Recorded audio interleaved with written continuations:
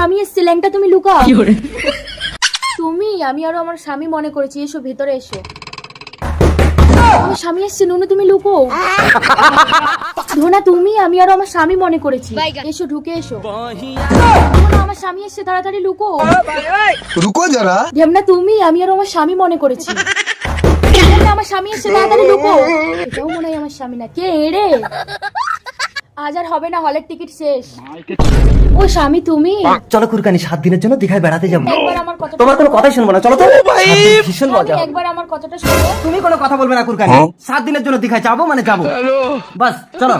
শালা তোর জন্য আমি আটকে গেছি, নইলে আমি চলেই যেতাম। আর আমি কি এখানে আমার ছেলের দিকে এসেছিলাম? ভাই কি খাচ্ছিস? আর 5 দিন কিছু খাইনি, একটু দে। না দেবো না, অল্প একটু মুতে খাচ্ছি। ঠিক আছে খোলো। না খেয়ে মরে যাবো, দরজা খোলো। 7 দিন পর বাড়ি ফিরে ভালোই লাগছে বলো। কি গো কুরকানি, আমার ঘরের ভেতরে এত লোক মরে পড়ে আছে কেন? এটাই তো তুমি আমাকে বলতে দাওনি। আরে এই কথা তুমি বলবে তো। বড় পরকিয়া করে এত লোককে মারার জন্য আমি আপনাকে অ্যারেস্ট করব ম্যাডাম। দাঁড়ান, পরকিয়া দুর্ঘটনায় মৃত ব্যক্তিদের পরিবারকে আমি 1 লাখ টাকা করে ক্ষতিপূরণ দেবো। আমার কুরকানি তুমি চালিয়ে যাও, আমি তো আছি।